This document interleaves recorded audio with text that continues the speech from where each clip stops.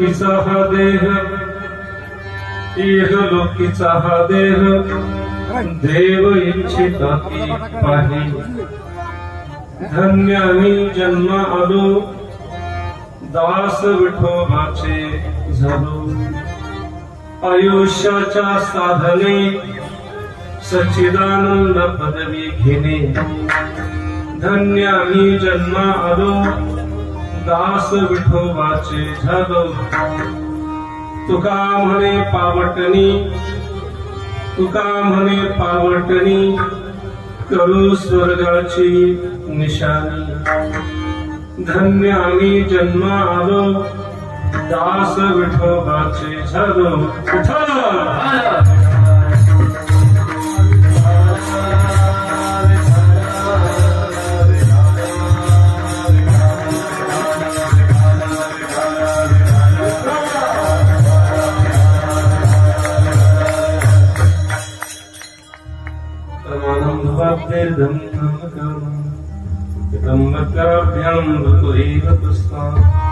धातुर्वसत्यै ऋतुराभिघोष परब्रह्मलिंगम भजे पांडुरंगम। जयांचे किर्या स्मरण होय सकल विद्यांचे विक्रण, तेची वंदुचरण श्री गुरूंचे ते नमस्कारोनी। आता विश्वाचा तो गुरु,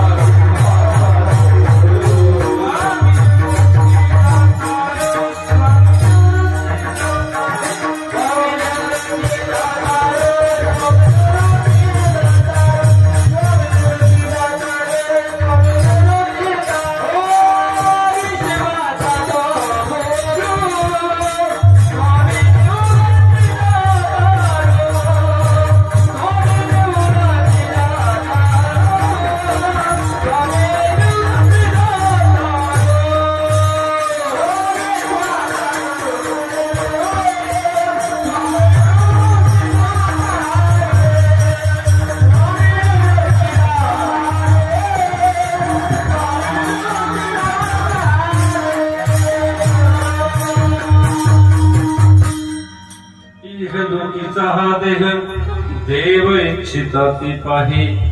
धन्य मी जन्म आलो, दास विठोबाचे झालो। प्रस्तुत प्राप्तस्थळी प्रसंगी कीर्तन रूपी सेवेसाठी निवडलेला अभंग श्रीमंत श्री संत जगद्गुरु तुकोबारायांचा 4 चरणाचा मानवी देहाचं महत्व प्रतिपादन करणारा असा अभंग आहे। विठाला विठाला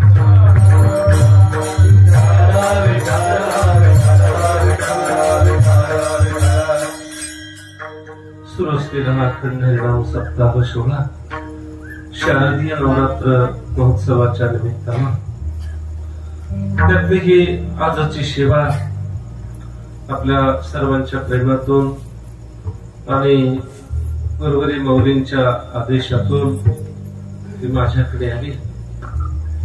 आपल्या सप्ताहाचे मार्गदर्शक अर्थात ज्यांचे आशीर्वाद आपल्याला या साधनेला लाभलेले आहे ते गुरुवर्य 1008 ज्ञानेश्वरानंद माऊली महाराज, त्यांच्या आशीर्वादाने ही साधना आपण करत आलात। सप्ताहाचं हे 36वे वर्ष आहे।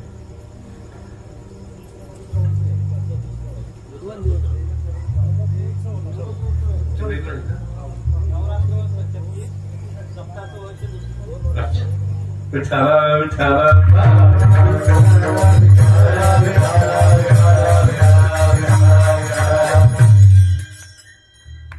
आणि आजच्या ह्या कीर्तन सेवेसाठी निवडलेला अभंग श्रीमंत श्री संत जगद्गुरु तुकोबारायांचा।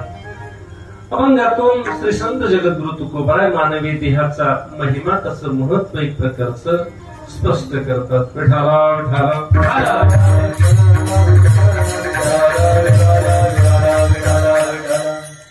या उत्सवासाठी उपस्थित असलेली सगळी वारकरी मंडळी, सगळी गुरुजन मंडळी आणि माऊलींच्या मार्गदर्शनाखाली जी वारकरी शिक्षण संस्था या ठिकाणी सुरू आहे, त्या वारकरी शिक्षण संस्थेतील सर्व ही बाल कलाकार मंडळी खरं तर हे वारकरी संप्रदायाचं उद्याचं भविष्य आहे. बऱ्याच गावांमध्ये कीर्तनकार बाहेरचा असतो, सगळी मंडळी बाहेरची असतात, अगदी विना प्रहारा घ्यायला मंडळी सुद्धा बाहेरचीच असतात. गावातली माणसं जमलं तर ऐकायला येतात, नाहीतर ऐकायला माणसं सुद्धा बाहेर जाऊचीच असतात. विठ्ठला विठ्ठला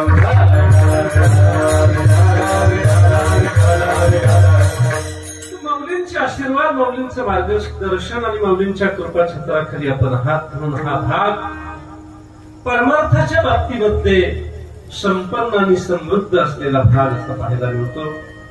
गगन आमचे अनिल दादा सुद्धा आज सगळे उपस्थित आहेत.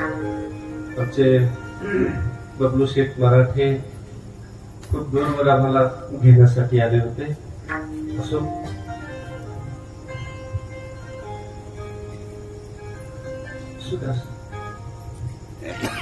विठ्ठला विठ्ठला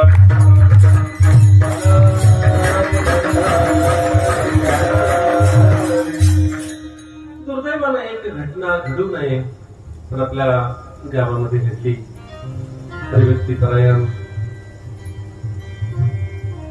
विकी भाऊ बापू गढरी त्यांना अवघ्या 20-22 वर्ष वयातच देवाज्ञा झाली.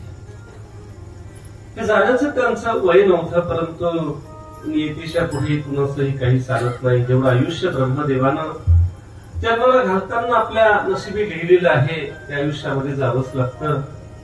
त्या परिवारावर एक प्रकारची दुःखाची पसरलेली शोककळा, त्यातून जगदंबा सप्तशृंगी माता त्यांना या दुःखातून सावरण्याची एक प्रकारची शक्ती देव, हीच विनंती जगदंबेला करून, विठुरायाला ही विनंती करून त्यांच्या प्रती पुंडलिक वर्देच्या घोषामध्ये श्रद्धांजली समर्पित करून आपण चिंतन शिबिर आरंभ करूया. पुंडलिक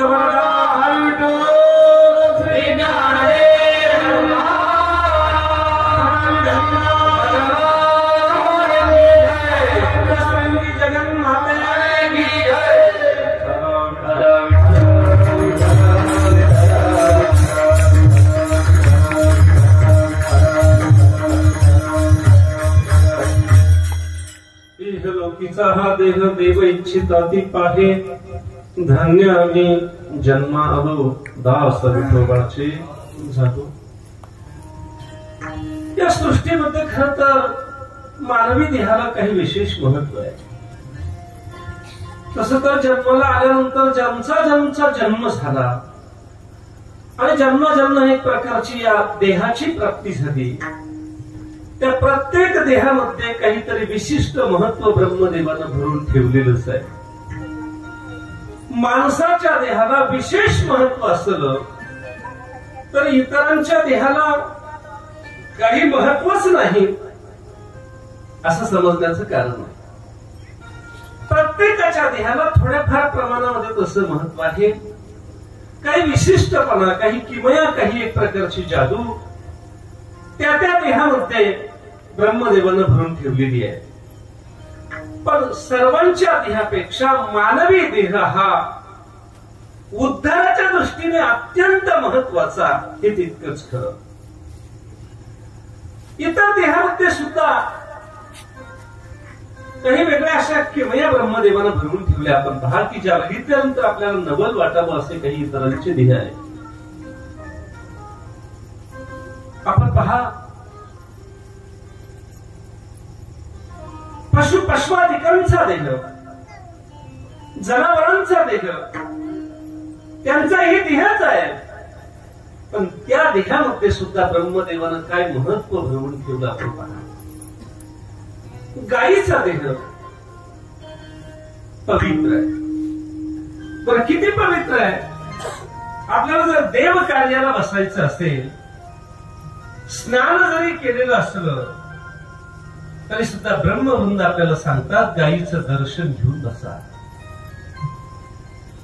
देव कार्यासाठी जी जागा आम्हाला पवित्र असावी, ती जागा पवित्र कशाने करायची? गायीच्या गोमूत्रानं, गायीच्या शेणानं. इतका गायीचा देह पवित्र आहे. पण गायीचा देह जिवंत असताना पवित्र आहे. मृत्यूनंतर मात्र अपवित्र होतो.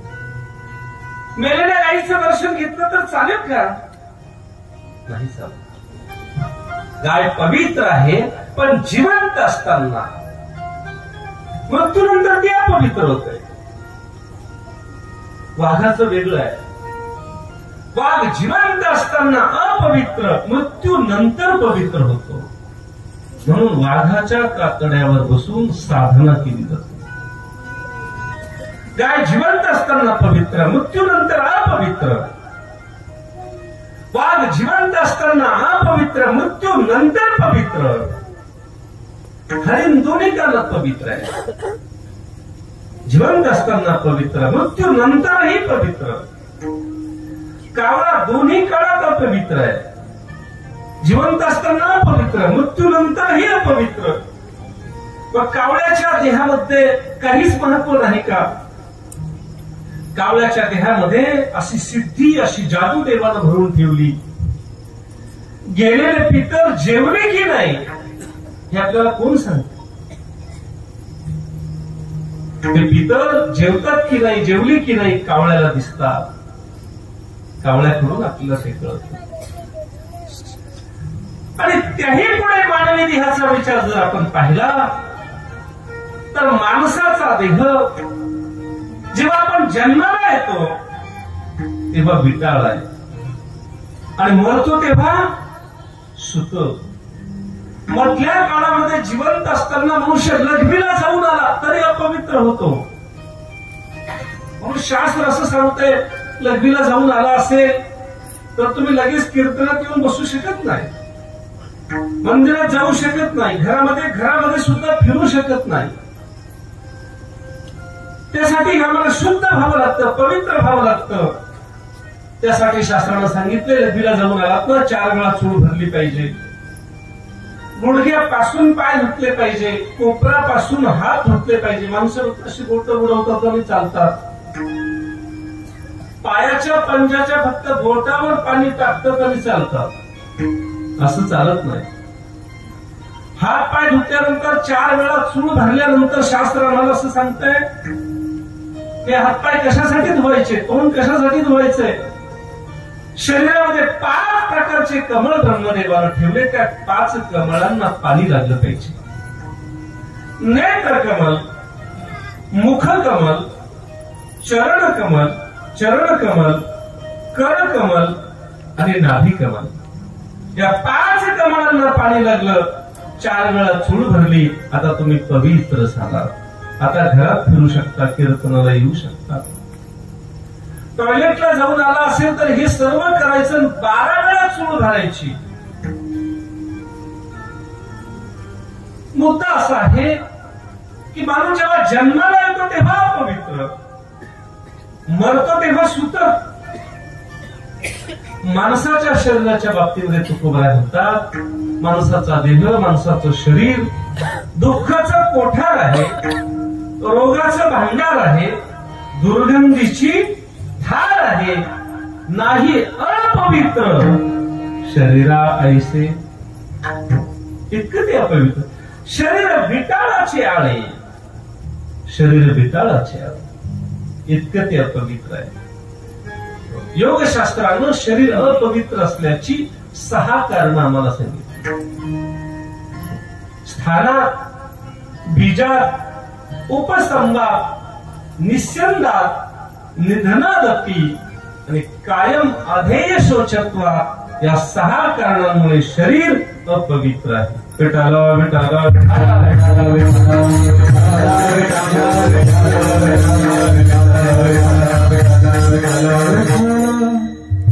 आणि मानवी शरीराचा एक नियमच असा झालाय, अधिक झालं तरी जमत नाही, कमी पडलं तरी जमत नाही. एक वर्ष डॉक्टरकडे गेला. मला डॉक्टर साहेब खूप त्रास होतोय, काय झालंय बघा. डॉक्टरने वजन केलं तर डायरेक्ट 1.25 क्विंटल भरलं. डॉक्टर म्हटल्यावर तुम्हाला काहीच झालेलं नाही, फक्त वजन कमी करा. दुसरं पेशंट आलं, चालताना त्रास होतो, वजन केलं तर 60 वर्ष वयाच्या माणसाचं वजन 35 किलो भरलं. तुमचं वजन कमी झालंय म्हटले, वजन वाढणार, अशक्तपणा नाही. शरीर चालण्यासाठी विशिष्ट तापमानाची गरज असते. ते तापमान वाढलं तर डॉक्टर म्हणतात तुम्हाला ताप आलाय. बरं, शरीरातला ताप एकदम निघून गेला, शरीर गार पडले, आता यांना उचला. म्हणजे शरीरातला ताप निघून गेला तरी ताप आहे, तो ताप वाढला तरी ताप आहे. अधिकही सहन होत नाही, कमीही सहन होत नाही, असं हे नासक कुजक सडक शरीर, या शरीराने जर आम्ही परमार्थ केला, आदिशक्ती भगवतीची भक्ती केली, पंढरीची, त्र्यंबकेश्वरची, आळंदीची, पैठणची, मुक्ताबाईची जर वारी केली आणि रोज नित्य नेम केला, आई वडिलांची सेवा केली, परमार्थ केला, तर याच शरीराने आम्हाला देव होता येतं. मनुष्य नराचा नारायण होऊ शकतो, साधकाचा संत होऊ शकतो, अतिरेक्याचा वारकरी होऊ शकतो. तुकोबाराय म्हणतात, या देहाने आम्ही स्वर्गाच्याही पलीकडे जाऊ शकतो. अभंगाच्या शेवटच्या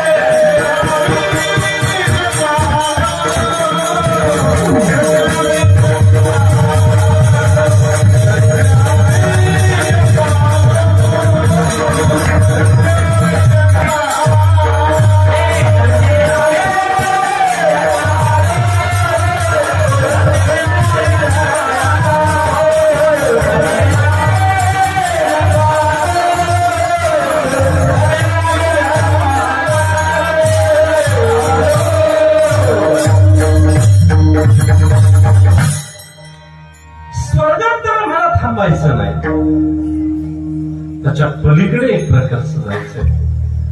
स्वर्गात का थांबायचं नाही? कारण जे स्वर्गात गेले त्यांचं काय झालं ते भगवान श्रीकृष्ण परमात्मा गीतेच्या 9व्या अध्यायामध्ये बोलले ना. ते तमुक्त्वा स्वर्ग लोकम विशालम क्षीणे पुण्य मर्त्य लोकम विशंती.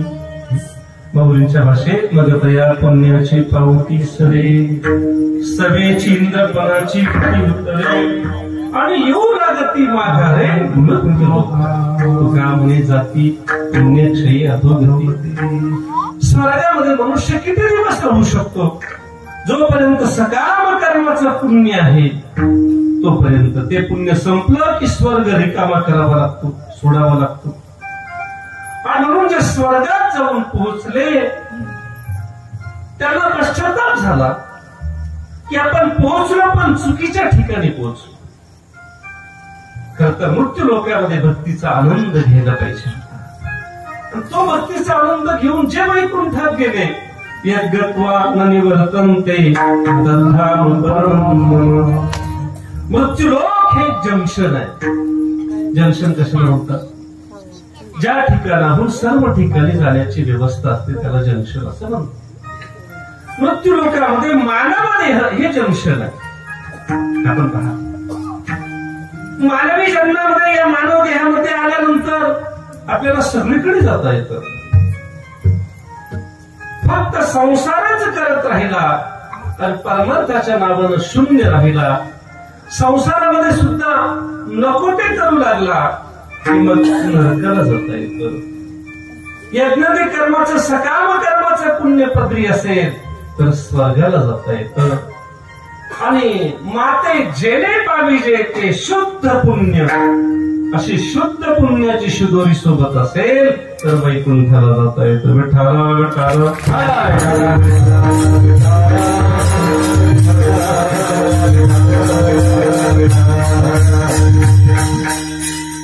भक्तीचा आनंद या सर्वांमध्ये फक्त मृत्यू लोकांमध्ये. आणि असा हा भक्तीचा आनंद, त्या आनंदाला लालायित झालेले देव इहलोकातल्या या देहाची इच्छा करू लागले. अभंगाच्या प्रथम चरणात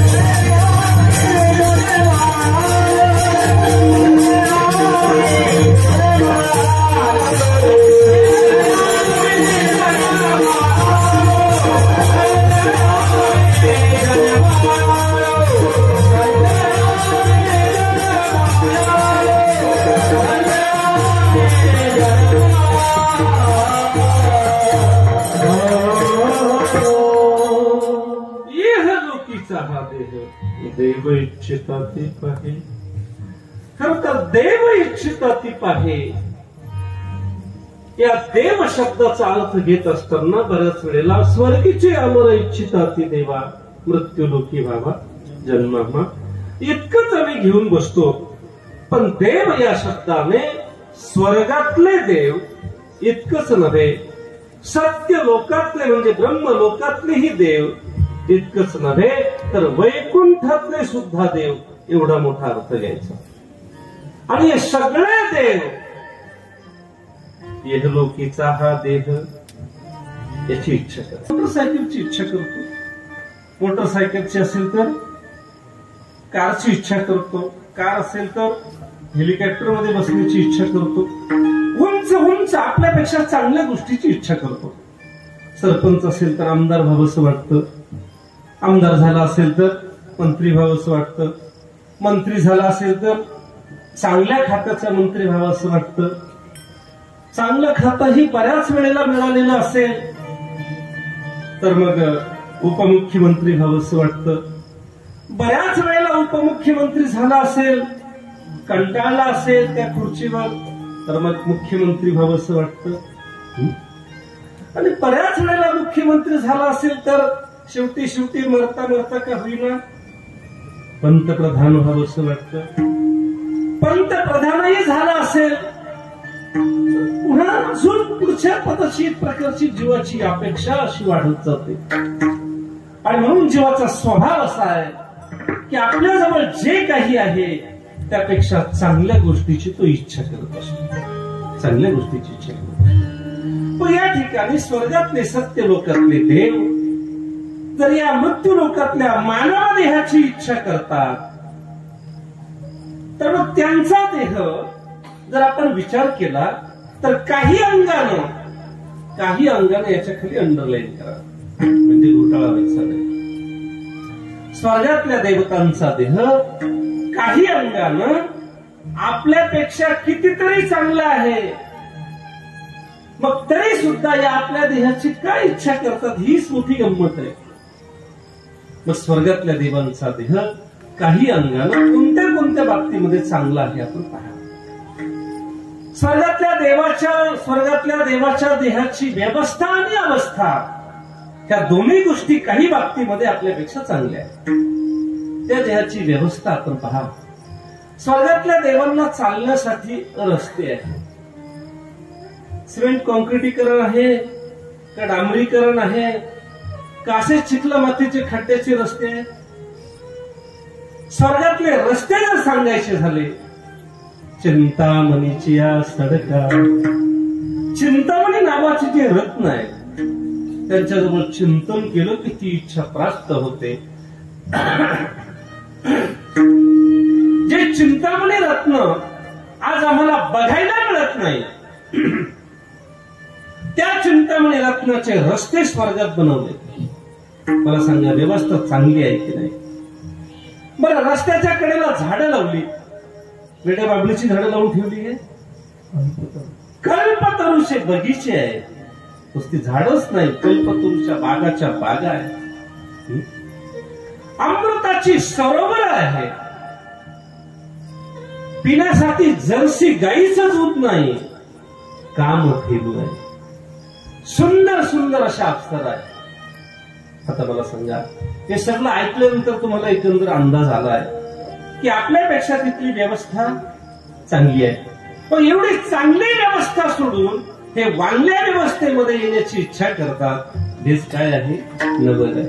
अजून ऐका, त्या देहाची व्यवस्था चांगली आहे, त्या देहाची अवस्था पाहिली तर स्वर्गातल्या देवाधिकांचा देह ते कधीच म्हातारे होत नाही, चुकूनही म्हातारे होत नाही. हजारो वर्ष देवी देवता स्त्री पुरुष स्वर्गात राहू दे, म्हातारे होत नाही, म्हातारे होत नाही. एक, त्यांना मेकअप करावा लागत नाही सौंदर्यासाठी, कारण त्यांचं सौंदर्य कोणत्याही सेकंदाला कमी होत नाही, म्हणून मेकअप करण्याची गरजच नाही. म्हणून स्वर्गात कोणी ब्युटी पार्लर टाकत नाही. विठाला विठाला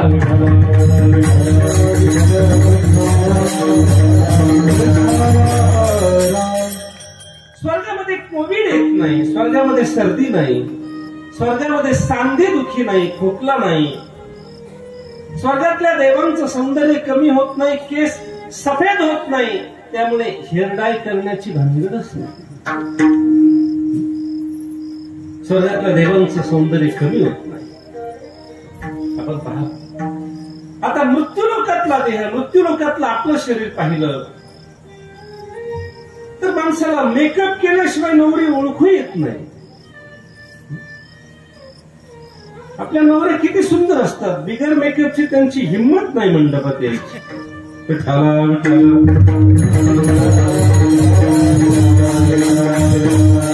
मेकअप केल्याशिवाय आम्हाला मंडपात येता येत नाही, हे आमचं सौंदर्य.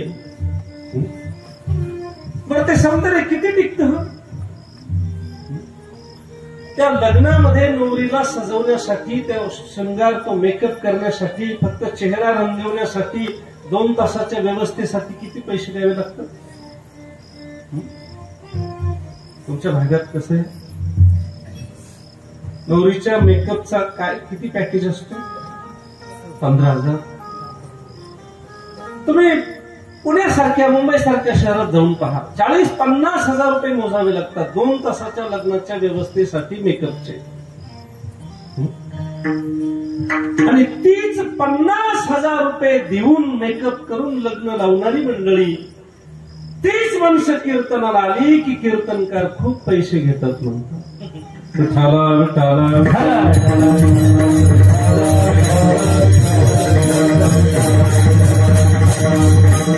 याचा अर्थ कीर्तनाचे 50,000 घेतलेच पाहिजे या मताचा मी नाही,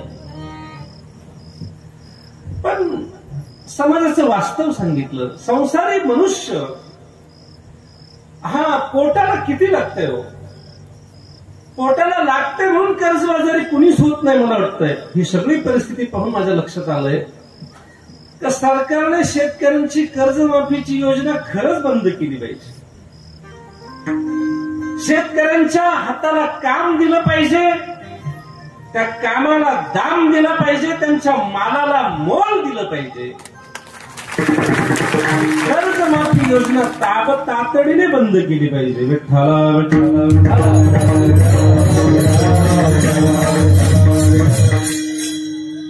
माणसं 2 तासाच्या मेकअप साठी जर 20-30, 40-40 हजार रुपये मोजतात, डीजे साठी 50-50 हजार रुपये मोजतात, लाखभर रुपयामध्ये होणारं लग्न 15-15 लाखापर्यंत देऊन घालतात आणि सरकारच्या नावानं बोट मोडतात, कर्जमाफी करत नाही म्हणून. विठ्ठला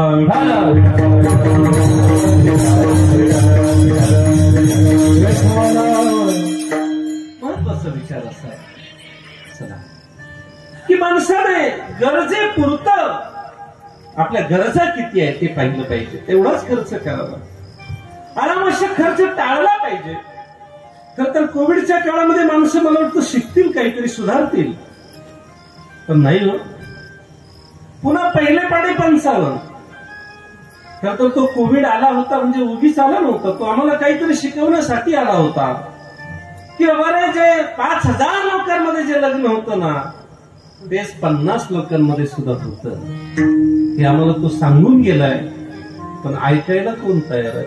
विठ्ठला विठ्ठला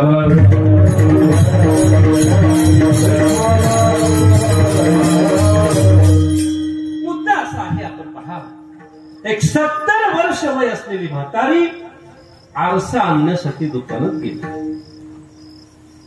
असा आरसा पाहिजे, कसा आरसा पाहिजे, कसा आरसा पाहिजे, सगळं दुकानदारानं तिच्या समोर उभं केलं, पण म्हातारीला काही आरसा पसंत होईना.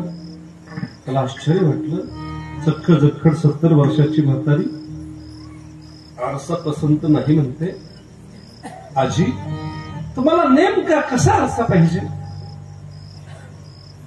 अरे काय दुकान भरून ठेवलं म्हटले वेड्यासारखं, एकही आरसा मला पसंत नाही, पण तुम्हाला नेमका आरसा कसा पाहिजे ते तर सांगा.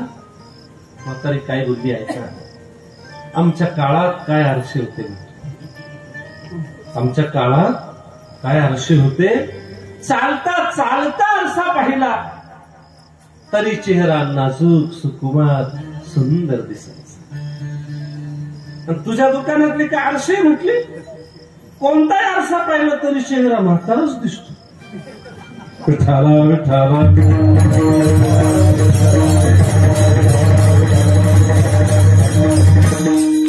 आरसा खराब होता का सौंदर्य कमी झालं होतं?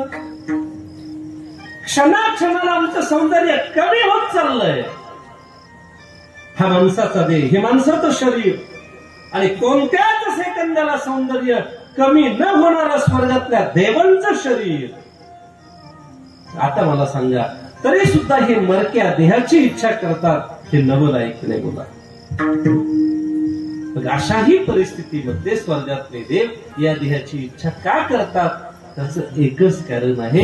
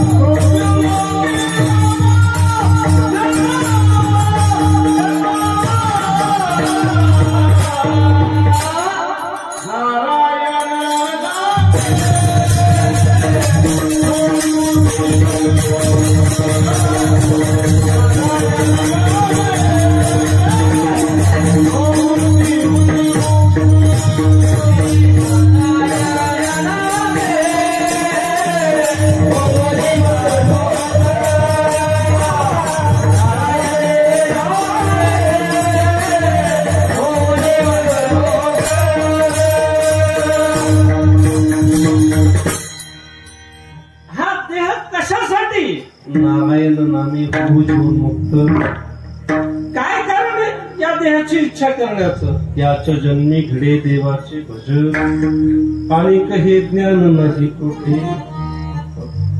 मग स्वर्गामध्ये हे भजन नाही का? स्वर्गामध्ये भजन नाही. हा सुख सोहळा स्वर्गी नाही, स्वर्गामध्ये नाही. म्हणून स्वर्गातले देव इच्छा करतात एक. बर, ब्रह्मलोकातले देव कशासाठी इच्छा करतात? ब्रह्मलोकामध्ये म्हणजे सत्य लोकामध्ये सुद्धा भजन नाही. ब्रह्मदेव भजन करणारे मॉडेल तयार करू शकतो, भजन करू शकत नाही. हे सगळे भजन करणारे मॉडेल कुणी बनवले? ब्रह्मदेवाने बनवले. पण ब्रह्मलोकामध्ये भजन नाही. आपण पहा, ब्रह्मलोकामध्ये जर भजन असतं तर भगवान ब्रह्मदेव वारीच्या भजनाचा आनंद घेण्यासाठी सोपान काकांच्या रूपात अवतरित झाले असते का? ब्रह्मा सोपान तो झाला, भक्ता आनंद भजला. ब्रह्मलोकात भजन नाही.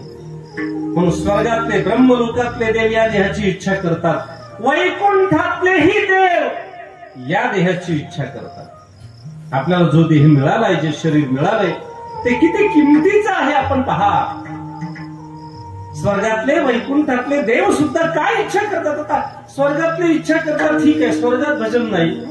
ब्रह्मलोकातले करतात, ब्रह्मलोकात भजन नाही. वैकुंठातले, वैकुंठातही भजन नाही. आवडते असं कसं? भजन करून कुठे जायचं? वैकुंठात. भजन कशासाठी करायचं? वैकुंठात जाण्यासाठी. वारी कशासाठी? कीर्तन श्रवण कशासाठी? परमार्थ कशासाठी? वैकुंठात जाण्यासाठी. मग वैकुंठात गेल्यानंतर काय पत्ते खेळत बसतात घ्या? गंमत अशी आहे, भजन भक्ती करून वैकुंठाला जाता येतं, वैकुंठात गेल्यावर भजन करता येत नाही. मोठी गंमतच आहे. वैकुंठात भजन का करता येत नाही? त्याचं कारण असं आहे, देव पहावयासी गेलो देवची होऊनी ठेवली. वैकुंठात गेलेला प्रत्येक मनुष्य देवच होतो. त्याला विष्णूचं स्वरूप प्राप्त होतं, तो चतुर्भुज होतो. आता मला सांगा, वैकुंठात गेला, भजन करून वैकुंठात गेला, देवच झाला, भजन कुणी करायचं? बासुंदी खूप आवडते, ज्याला आवडते तो बासुंदीच झाला, खायची कुणी? गुलाबजाम खूप आवडतात, ज्याला आवडतात तोच गुलाबजाम झाला, कुणी खायचे? भजन करणारी माणसं वैकुंठात गेली, देवाचं भजन करत करत गेली, देवच झाली, कुणी भजन करायचं? भजन करण्यासाठी मी भक्त तू देव ऐसे करी, वेगळे तो नसले पाहिजे, वेगळे तो नसलं पाहिजे. आणि वैकुंठामध्ये जर भजन असतं तर या भजनाच्या आनंदाला देव वेडा होऊन वैकुंठ सोडून खाली आला असता का? या सुखा काल वैकुंठ सोडून ज्या अर्थी या आनंदाला देव वेडा होऊन वैकुंठ सोडून खाली येतो, याचा अर्थ वैकुंठातही भजनाचा आनंद, भक्तीचा आनंद, वारीचा आनंद, हरिपाठाचा आनंद नाहीये. मग आता विचार करा, स्वर्गातले, सत्यलोकातले, वैकुंठातलेही देव हरिपाठाच्या, भक्तीच्या, भजनाच्या, वारीच्या, कीर्तन श्रवणाच्या, पारायणाच्या या आनंदासाठी जर खाली येत असतील आणि खालची लोक जर आयुष्यभर बिगर माळीचे जगत असतील तर त्यांच्या जीवनाला काही अर्थ नाही. विठ्ठला विठ्ठला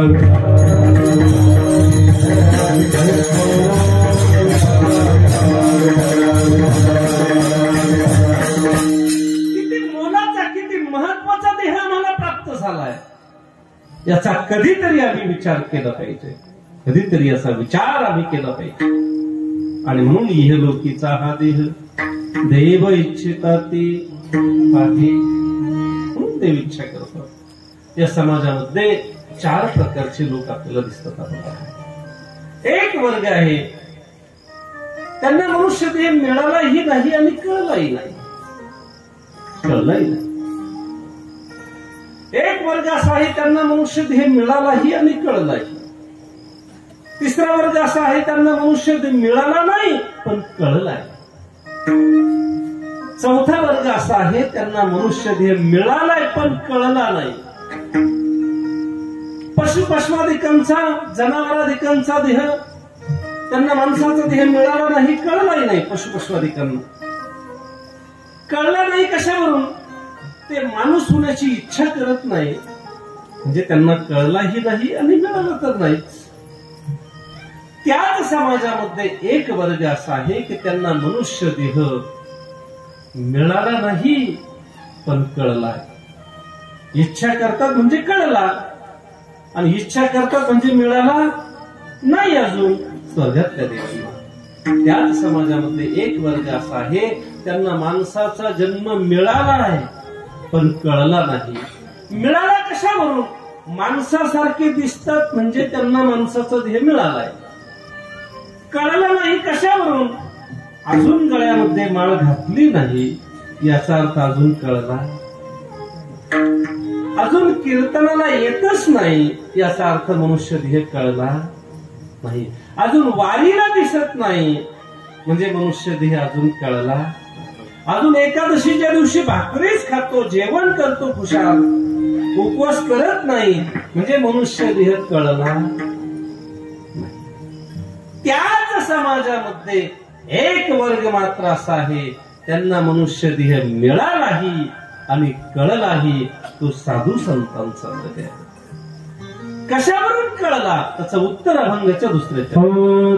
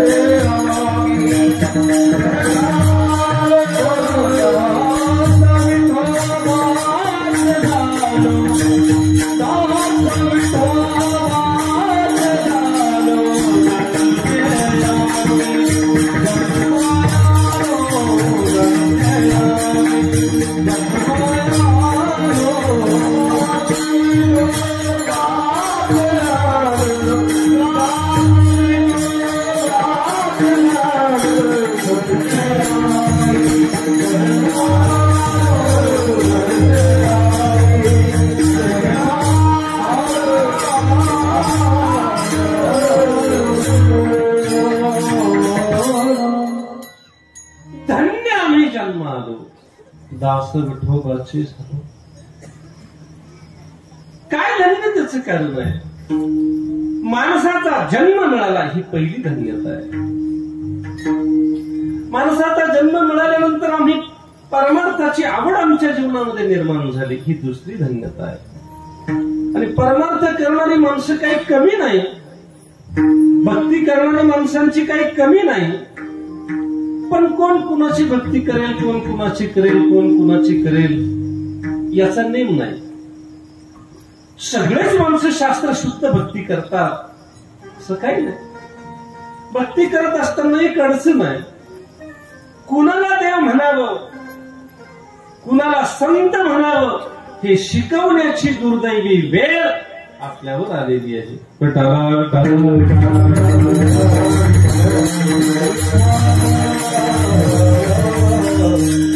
देव आहे, माझी भक्ती करा मी तुम्हाला सुख देईल असं म्हणणाऱ्यांचे फोटो लोकांनी घरात लावले. म्हणजे ह्या लोकांनी देवालाच हाकलून दिलं, देवाच्या जागेवर बसले, मीच देव आहे. आणि 2-5 शिष्य आताशी धरून स्वतःच्या जीवनातले खोटे नाटे प्रसंग लिहिले आणि तोच ग्रंथ त्यांची शिष्य मंडळी पारायण करू लागली आणि त्यांच्या फोटोची आरती करू लागली, त्याला भक्ती म्हणू लागली. हा जीवनाचा करंटेपणा आहे.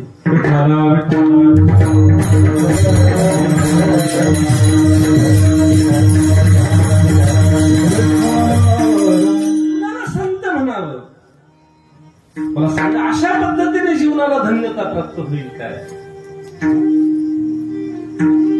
कुणाला देव म्हणावं? 750 वर्षानंतरही निवृत्तीनाथांना संत का म्हणायचं? ज्ञानोबांना संत का म्हणायचं? 450 वर्षानंतर तुकोबांना संत का म्हणायचं? एका वाक्यात सांगू, जिवंत असताना ते स्वतःला कधी संत म्हणून घेतलं नाही आणि शिष्याकरवी आपले फोटो विक्रीला मांडले नाही, म्हणून त्यांना आजही संत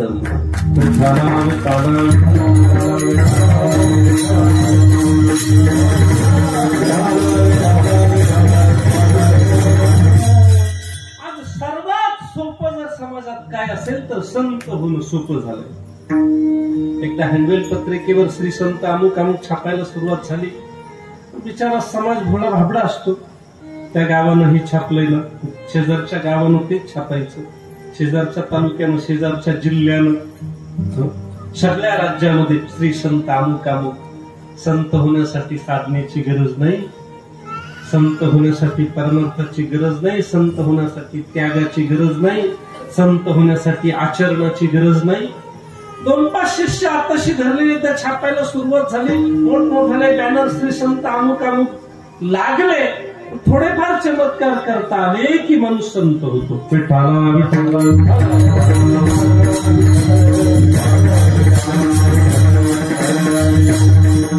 अशा लोकांना संत म्हणणारे कोण? त्याच लायकीचे, त्याच लायकीचे ज्यांच्याजवळ आचरण नाही, त्यांना संत म्हणणारे त्याच लायकीचे.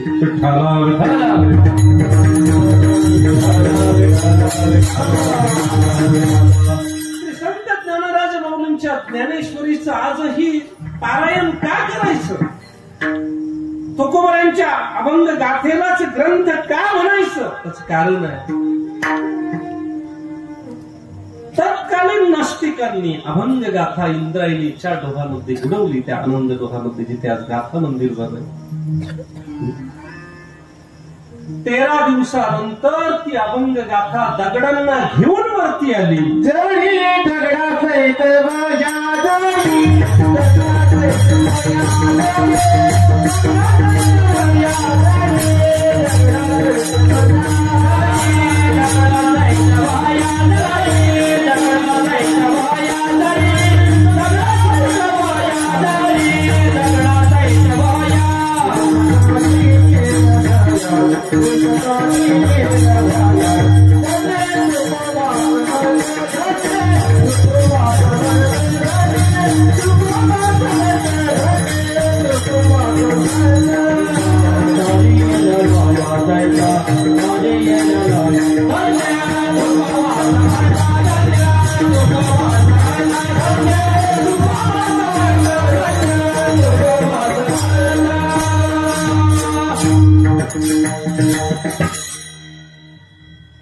जळी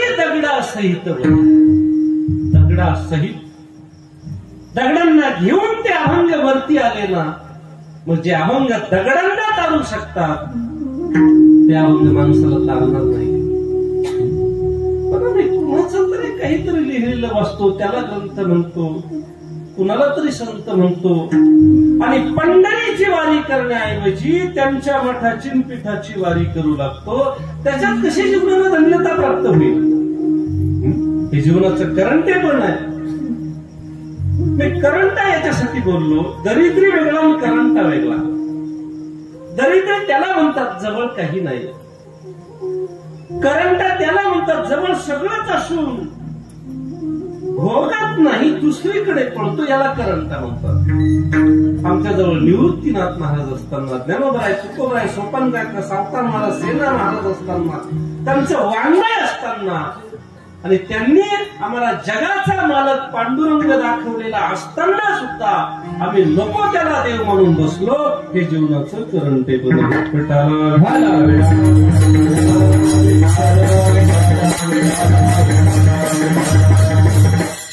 तुकोबारांनी आवर्जून सांगितलं, धन्य आम्ही जन्म आलो. आमची धन्यता कशात आहे? दास. कुणाचे साधो? विठोबाचे साधो. दास विठोबाचे विठ्ठल परमात्मा पूर्णांश परमात्मा आहे, पूर्णांश परमात्मा आहे. त्यात ही मोठी गंमत आहे. धन्य मी जन्म आलो दास साथी आसराचे सांगू असं चालेल का? धन्य मी जन्म आलो दास मसोबाचे सांगू, धन्य मी जन्म आलो दास बिरोबाचे. तुकोबा बोलले ना, हिंदरी हिंदरी नाही होते कोण पूजी ती भूते खेते. आणि म्हणून धन्य मी जन्म आलो दास विठोबाचे. विठ्ठल परमात्मा हा देव आहे का देवांचाही देव आहे? इतर देव आहेत, पण विटेवर उभा असलेला देवांचाही देव आहे. जो या देवांचाही देव इतर देवच आहे, पण अल्पज्ञ आहे. हा सर्वज्ञ आहे. हा फरक आहे. अल्पज्ञाकडे जाऊन काय मिळणार आहे? एक पुरुष डॉक्टरकडे गेला. डॉक्टर साहेब म्हटले बोला काय अडचण आहे, काय दुखत आहे? काय नाही म्हटले, एकाचे दोन दिसतात. सुनबाई जर चहाचा कप घेऊन आली ना, 2 कप दिसतात. हा घेऊ का हा घेऊ? ताट वाढून आणलं जेवणाचं तर 2 ताट दिसतात. याच्यात जेवावं की याच्यात? पाहुणा जर एकटाच आला तरी 2 दिसतात. याच्याशी बोलू का याच्याशी बोलू? एकाचे 2 दिसतात. डॉक्टर म्हटले एकतर माझं हॉस्पिटल छोटं आणि एवढ्याशा कामासाठी 3 जण कशासाठी आला? विचार करू लागला मित्र, एकटाच आलोय. डॉक्टर असं का म्हणतात? चौकशी नंतर कळालं पेशंटला एकाचे 2, डॉक्टरला एकाचे 3 दिसत होते.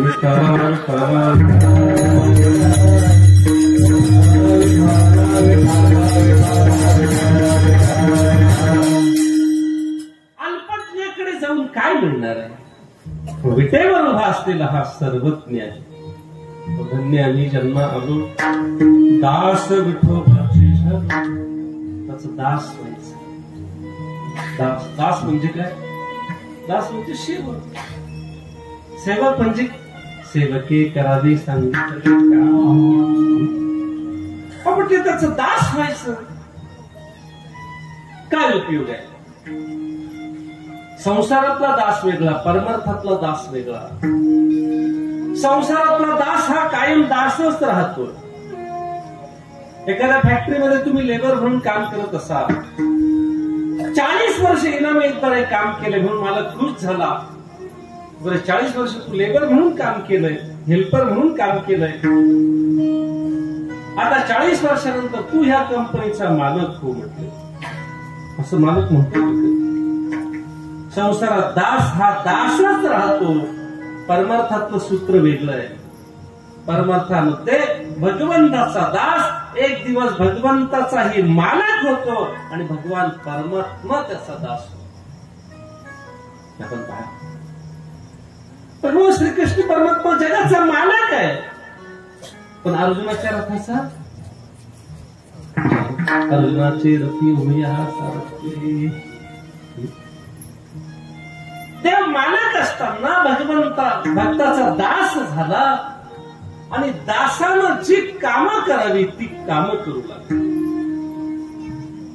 श्रीसंत तुकोबा कीर्तन करायचे. पत्नीचे बाळंतपणाचे दिवस भरत आले. पतिराज आज येतील, उद्या येतील. हे कीर्तन आटोपल्यावर ते कीर्तन आटोपल्यावर येतील. पण तुकोबांना काही घराची वाट सुचेल. शेवटी बिचारी डोळ्यात तेल टाकून वाट बघू लागली. देवाला काळजी लागली. माझा भक्त तर कीर्तनच करत फिरतोय, माझी भक्ती करतोय. त्याचं कुटुंब आता मी पाहिलं पाहिजे. म्हणून देवानं चोखोबारायांच्या बहिणीचं रूप धारण केलं. चोखोबाची बहीण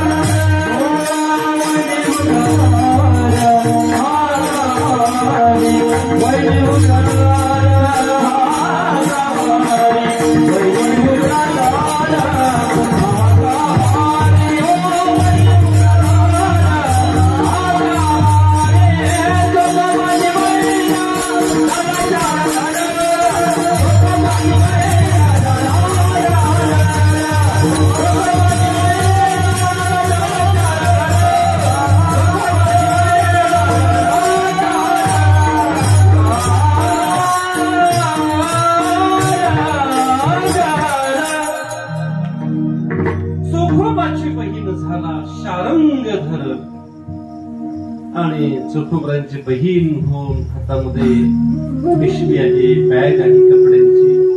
दरवाजावर थाप मारली, वहिनी दार उठला. दरवाजा उघडला तर बाई साहेब ननंदबाई काय बाई, देवानंच तुम्हाला बुद्धी दिली, देवानंच तुम्हाला पाठवलं. आता देवानं पाठवलं होतं का देवच होता? देवच होता. चोखोबरांच्या बायकोचं बाळंतपण केलं, लुगडी धुतली, भांडी घासली. मला सांगा हे काम कोणाचं आहे? हे काम दासीच आहे. पण कोण करतंय? जगाचा मालक. चोखोबराय दास झाले. एक दिवस जगाचा मालक त्यांचा दास, त्यांचा दास. 15 दिवस काम केलं असेल. चोखोबरांच्या मनात आलं चला घराकडे. आता चोखोबराय निघाले घराकडे यायला. देवाला बघितलं चोखोबर आपल्याला ओळखते. सांगितलं वहिनी आता येते मी. माझी लेकरं बाळ कोण कुठे शाळेत जात असतील का, बरोबर घरी येत असतील का, अभ्यास करत असतील का, मला बघितलं पाहिजे. हा म्हटले थांबा, तुम्ही विना निमंत्रणाचा आलात, राबला आणि बिगर साडीचा चालला. आता तुमचे भाऊ बऱ्याच कीर्तनाचे पाकिट घेऊन आले असतील, तर त्यावेळेला कीर्तन करायला पैसे दिले जात होते की मला माहिती नाही. तेव्हा बाळणपणाची एक साडी आणि दिवाळीची अशा 2 साड्या घेऊन जा. चोखोबाच्या बहिणीच्या रूपात असलेला देव म्हटला, वहिनी तुम्ही बोललात ना साडी मिळाल्यासारखीच आहे. नाही ऐकलं देवानं, निघून गेले देव. आपली कपड्यांची बॅग भरली आणि निघून गेले. आणि थोड्याच वेळात चोखोबा राहिले. डुलत घरामध्ये प्रवेश केला. घरात पाय टाकता न टाकता तो बायको कडाडली. आताशी घराचा रस्ता दिसलाय. आता झालं काय? ती बिचारी आली नसती तर मी मरून पडले असते तरी तुम्हाला पत्ता लागला नसता. कोण बिचारी? अहो तुमची बहीण विना निमंत्रणाची आली, राबली, बाळंपणाचं काम केलं आणि बिगर साडीची बिचारी गेली. चोखोबराय विचार करू लागले, काल तर कीर्तन माझ्या बहिणीच्याच गावाला होतं. ती तर कीर्तनात पहिल्या रांगेत बसलेली होती. आता इकडे आली केव्हा? 15 दिवस राहिली केव्हा? राबली केव्हा? बिगर साडीची गेली केव्हा? सगळंच काही सांगितलं. एवढं काम केलं, इतके दिवस राहिली, बिगर साडीची गेली. चोखोबराय स्तब्ध उभे राहिले आणि डोळ्यातून अश्रू ढाळतायत, रडतायत. चोखोबराची बायको होती, आपण तुम्ही रडता कशासाठी? नेमकं झालं काय? तेव्हा चोखोबराने सांगितलं, तुझी लुगडी घातली, भांडी घासली, आपल्या घरात दाशीसारखी जी राबली ना, ती माझी विटेवर उभी असलेली विठाबाई. विठाला विठाला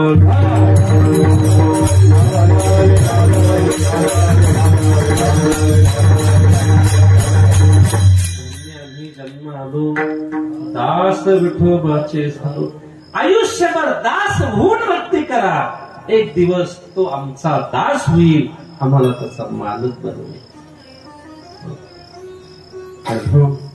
आयुष्यभर अशा रीतीने जर आम्ही त्याच्या चरणी समर्पित झालो, भक्ती केली, तर सच्चित आनंद स्वरूप ही पदवी आपल्याला प्राप्त होते. अभंगाच्या तिसऱ्या